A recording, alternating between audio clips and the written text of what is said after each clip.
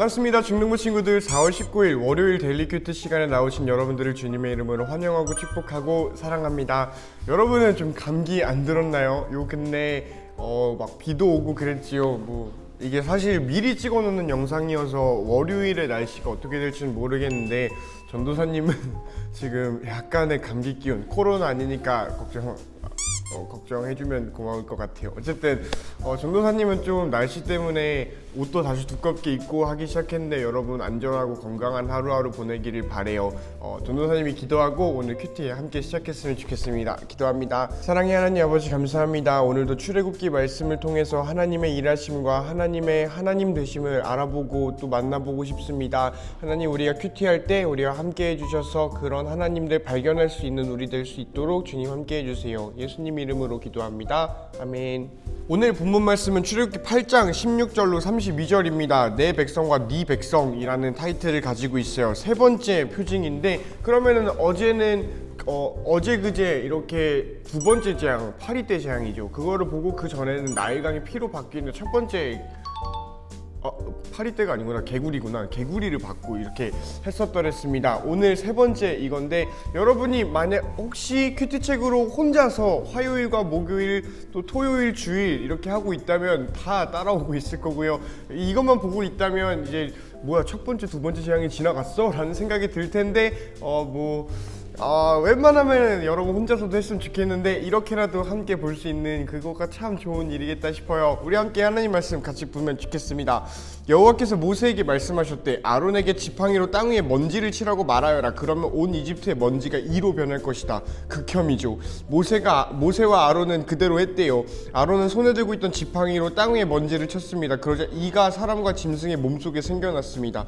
마술사들도 마술로 이가 생기게 하려고 했습니다. 그러나 그들은 그렇게 하지 못했대요. 사람과 짐승의 몸에 이가 그대로 있게 되었대. 마술사들이 파라오한테 얘기를 했어요. 이 일은 하나님의 능력으로 된 일입니다. 하지만 파라오는 고집을 부리며 그들의 말을 들으려고 하지 않았대요. 여호와께서 말씀하신 대로 되었습니다. 네 번째 파리떼예요. 여호와께서 모세에게 이렇게 얘기를 했어요. 아침에 일찍 일어나 파라오를 만나라. 그가 강으로 나올 것이니 그에게 이렇게 말해라. 여호와께서 이렇게 말씀하십니다. 내 백성을 내보내어 나를 예배할 수 있게 하여라. 만약 내 백성을 내보내지 않으면 내가 파리떼를 너와 너의 신하들과 너의 백성들과 내 집에 보낼 것이다. 이스라엘 사람들의 집은 파리로 이집트 사람들의 집은 파리로 뒤덮이겠고 모든 땅에도 파리가 들끓게 될 것이다. 하지만 그날에 나는 내 백성이 살고 있는 고센 땅은 따로 구별하여 그곳에 파리가 없게 할 것이다. 이 일을 통해 너는 나 여호와가 이 땅에 있다는 것을 알게 될 것이다. 나는 내 백성과 너의 백성을 구별할 것이며 이 기적은 내일 나타날 것이다. 여호와께서 말씀하신 대로 그렇게 하셨습니다. 엄청난 파리떼가 파라오의 군과 그 신하들의 집으로 몰려들었습니다. 이집트 모든 땅이 파리떼 때문에 황무지로 변했습니다. 파라오가 모세와 아론을 불러서 이렇게 얘기를 했대요. 너희가 하나님께 이 땅에서 제물을 바쳐. 이 땅에서 제물을 바쳐. 모세가 말했습니다. 응, 아니야, 응, 싫어. 이집트 사람들은 우리가 여호와 하나님께 제물을 바치는 것을 싫어합니다. 그 사람들이 보는 앞에서 우리가 제물을 바치면 그 사람들이 돌을 들어 우리를 쳐 죽일 것입니다. 광야로 3일 정도 나가게 해주세요. 우리는 그 3일 정도 나간 그곳에서 우리 하나님 여호와께 제물을 바칠 겁니다. 그게 주님 명령입니다. 파라오가 말했습니다. 광야에서 너희 하나님인 여호와께 제물을 바치는 거는 허락할게. 근데 너무 멀리 가지는 마. 이제는 가서 나를 위해서 기도를 좀 해줘. 모세가 말했습니다. 여기에서 나가는 대로 여호와께 기도를 드릴게요. 그러면 주님께서는 파라오의 신하들과 너의 백성들 중에 있는 파리떼를 내일 없애주실 겁니다. 다만 우리를 또다시 속일 생각은 하지 말아주세요. 백성들이 여호와께 제물 바치는 일을 막지 말아주세요. 모세는 파라오로부터 물러나와 여호와께 기도를 드렸대요. 여호와께서 모세의 기도를 들으시고 파라오와 그의 신하들과 백성들 사이에서 파리떼를 없애주셨습니다. 파리가 한 마리도 남지 않았습니다. 하지만 파라오는 또다시 고집스러워져서 백성들을 보내지 않으려고 했습니다. 라는 내용이네요. 오, 길어. 여러분 스스로 여러분 큐티책으로 다시 한번 보고 다시 우리 만나서 얘기해봤으면 좋겠습니다. 시작! 여러분은 좀 어느 부분에 마음이 가고 눈이 가고 밑줄이 쳐졌나요? 여러 군데 있겠다 싶어요. 그리고 전도사님도 보다시피 여러 군데 이렇게 밑줄을 쳐봤는데 지난번에 우리 얘기를 해봤죠. 이거 다 다루다 보니 좀 길어지고 어려워지니 전도사님이 몇 개만 살짝만 이야기를 해볼까 해요. 그래서 다 훑는다기보다는 전도사님이 정한 포인트 그거를 한번 나눠볼까 하는데 이런 겁니다. 고집에 대한 거예요. 고집. 오늘 본문을 보면은 그런 고집에 대한 이야기가 나오죠. 파라오가 고집을 부렸기 때문에 그들을 보내주지 않고 끝날 때 보면은 다시 고집스러워져서 그 백성들을 보내지 않았다라는 이야기가 나옵니다. 그래서 이 고집이 어떻게 구체적으로 나타나는지가 전도사님 눈에 좀 들어오더라고. 그게 뭐냐면은 야 니네 이 재물을 바치긴 하는데 이 땅에서 바쳐. 그랬더니 모세가 응 아니야 라고 얘기를 하고요. 그거 우리 하나님께서 말한 게 아니야 라고 하고 그러고 나니까 이렇게 얘기를 하죠. 광야에서 그래 그러면 광야로 나가. 그러면은 멀리 가시는 말아줬으면 좋겠어 라고 하는 거예요. 어떻게든 좀 전문용어로 쇼부 본다고 하는데 어떻게든 딜을 하는 거지요. 나한테서 최대한 멀어지지 마. 나한테서 내가 손해보지 않도록 이렇게 좀 해줘 라고 이렇게 고집을 피는 것이 있겠다 싶어요. 그러니 이 고집에 어떤 이렇게 좀 거칠게 얘기할 수는 없겠다만 이렇게 쉽게 말할 수는 없겠다만 고집이 일어나는 그 이유는 내 손에 보기 싫어서 이거 아닐까라는 생각이 들더라고요. 뭔 느낌인지 알죠? 고집을 부리는 여러 이유가 있어요. 근데 그거 다 파고 들어갔을 때 그때 고집을 부리는 이유 뭘까? 파라오가 너 광야 나가지 마. 안 돼요. 나가야 돼요. 그러면 최대한 멀리 나가지 마. 최대한 가까이서 놀아 라고 얘기를 하는 것 그 이유가 뭘까라는 걸 생각을 해보면 파라오가 이 노동력을 보유하려고 얘 보내주면 우리가 일해야 되니까 이거 놓치기 싫고 내가 손해보기 싫은 것 이거지 않을까라는 생각이 들더라고.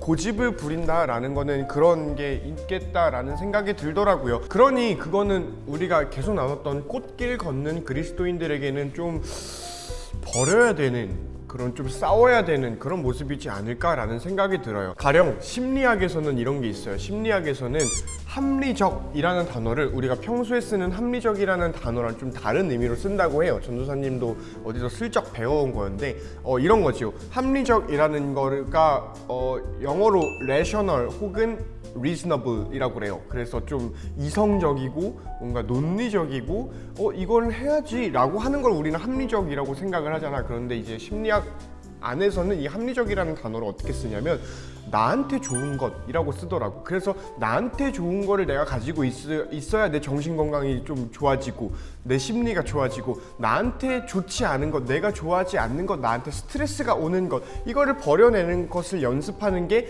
합리적인 거다라고 얘기를 하더라고요. 일리가 있고 들어야 되는 말이지만 이거 정말 좀 다 오늘 본문이 말하는 고집 이거랑 좀 다 있는 면이 있겠다 싶더라고. 그러니 심리학에서도 이렇게 합리적인 것은 곧 우리가 좋아하는 것, 우리한테 필요한 것라고 할 만큼 너무너무 우리가 중요한 거고 우리가 합리적으로 살아야 되고 우리가 어느 때는 고집을 부려야 되는 부분도 있지만 우리가 좀 경계를 해야겠다는 생각이 들었어요. 전도사님 개인적으로. 그러니까 전도사님이 고집 부리고 있는 것 그거를 진짜 고집 부려야 되는 것인가, 고집 부려야 되는 거에서는 분명하게 고집을 부려야 되는데 고집 부려서는 안 되는 것이 있다면 그거는 보내줘야 된다라는 것이 전도사님은 좀 오늘 큐티하면서 든 생각입니다. 여러분에게는 혹시 보내줘야 될 고집이 있나요? 가령 파라오는 지 손해보는 거 이거 보내주기 싫어했어요. 물론 우리가 손해보지 않는 삶을 살고 싶은 것이 있겠다만 그리스도인이라면 마땅히 남을 사랑하려면 내가 손해보는 게 당연한 거거든요. 이게 구조적으로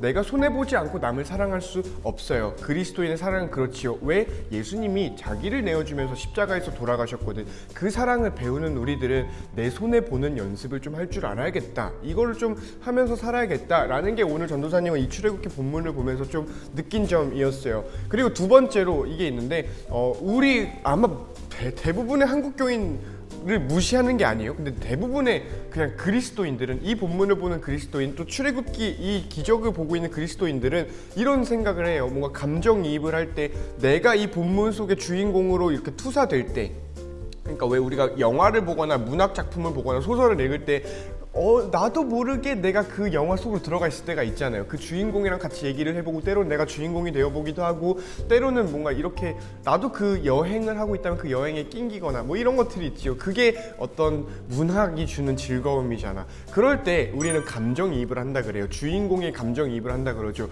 왜 드라마 보다가 우리도 같이 울고 막 그러는 거 있잖아요. 같이 화나고 같이 분노하고 이런 것들이 다 뭔가 내가 투사하는 나를 그 주인공들에게 투사하는 것이겠다 싶어요. 그런 맥락에서 이 본문 출애굽기 1장부터 이제 쭉 이어지는 출애굽기 한 3장인가요? 이 기적이 나올 때부터 우리는 어디에 투사를 하냐면 나는 이스라엘 백성이다. 나는 모세다. 라는 거에 좀 있어요. 그래서 어디로 전도사님이 항상 말했던 우리가 출애굽해야 됩니다. 라고 했을 때 출애굽을 해야 하는 사람들이 우리다. 라고 좀 이렇게 투사를 하는 경향이 있는 듯해요. 그게 당연한 거고요. 그런데 전도사님 오늘 한번 좀 그걸 트위스트 하면 좋겠다라는 생각이 들어요. 내가 파라오일 수도 있겠다라는 거죠. 아까 고집에 대해서 살짝 이야기를 했어요. 여러분도 한번 생각을 해보면 좋겠다 싶어요. 우리는 마땅히 출애굽을 해야 되는 사람들이고 하나님 백성이니 이스라엘 백성에게 우리를 투사하는 게 당연하겠다만 어떤 면에서는 우리가 파라오한테 나를 투사해야 될 필요가 있겠다라는 생각이 든 거죠. 전도사님 개인적으로는 그래요. 그러다 보니 이런 생각이 든 거야. 내가 보내주지 못하고 있는 건 뭐지? 오늘 전도사님의 어떤 전도사님이 있어. 그리고 전도사님한테 이렇게 뭔가 하나님께 돌아가려면 하나님과 동행하려면 이렇게 해야 되는 게 있는데 이렇게 하면은 그거는 좀 불편해지고 뭔가 좀 즐겁지만은 않은 일이고 뭔가 내가 피곤해질 일이겠다 싶으니까 이렇게 해야 되는 거를 막는 전도사님의 자아가 있겠다 싶어요. 이게 좀 말이 어려웠는데 이런 거지요. 뭐 가령 플라스틱을 쓰면 안 돼요. 근데 쓰면 편리해요. 그러니까 전도사님이 항상 텀블러를 들고 다녔는데 오늘 너무 이게 전도사님 자리에 텀블러가 있거든. 그래서 항상 이렇게 자리에 와서 텀블러를 가지고 커피숍을 가서 커피를 사왔는데 이게 좀 너무 귀찮았나 봐요. 오늘은 오는 길에 그냥 바로 사온 그런 기억이 있더랬습니다. 이러면은 편리하지만 전도사님은 환경을 사랑하지는 못했던 그런 게 있지요. 이런 것들 조금 더 귀찮더라도 이런 거를 해야 된다라는 거를 좀 고집을 부리는 그런 것이 있겠다. 무슨 말을 하는 거야? 어쨌든 뭔가 좀 정리를 한번 해볼게요. 전도사님은 우리가 파라오한테 나 스스로를 투영시킬 필요가 있다고 생각을 해요. 그때 하나님을 믿는 사람, 하나님과 동행하는 사람으로서 마땅히 이렇게 살아야 되는데 그렇게 살지 마라고 막고 있는 나의 모습이 있겠다 싶어요. 그거 보내줘야 되고 그거 내가 없애야 돼요. 이 파라오는 나한테서 없어져야 되는 존재예요. 내 자아 안에, 너의 삶 안에 너가 스스로가 파라오가 돼서 하나님의 백성으로 살아갈 수 있는 너를 막고 있는 뭔가가 있겠다라는 거지요. 전도사님도 있고요. 아마 분명히 있을 거예요. 그거 한번 발견해 봤으면 좋겠어요. 우리는 출애굽해야 되는 이스라엘 민족, 출애굽해야 되는 하나님의 백성인 것과 동시에 우리는 우리의 파라오예요. 파라오인 듯해요. 이렇게 너무 단정지어 얘기할 순 없지요. 적어도 전도사님은 그래요. 전도사님 스스로에게는 출애굽을 해야 되는 필요도 분명히 있지만 그거를 못하도록 막고 있는 그런 전도사님의 모습이 있었겠다라는 거가 오늘 좀 발견이 됐다라는 거지요. 여러분도 한번 생각을 잘 해봤으면 좋겠어요. 오늘 큐티책을 덮는 그 순간부터 오늘 나의 삶에, 내 인생에, 내 일상에 파라오는 무엇인가, 파라오의 모습은 있지 않았나? 라는 걸 한번 생각해보면 좀 좋겠다라는 생각이 드는 오늘입니다. 그런 여러분이 되기를 축복하면서 퀴즈를 이렇게 맞춰볼게요. 안녕. 좋은 한 주 보내요.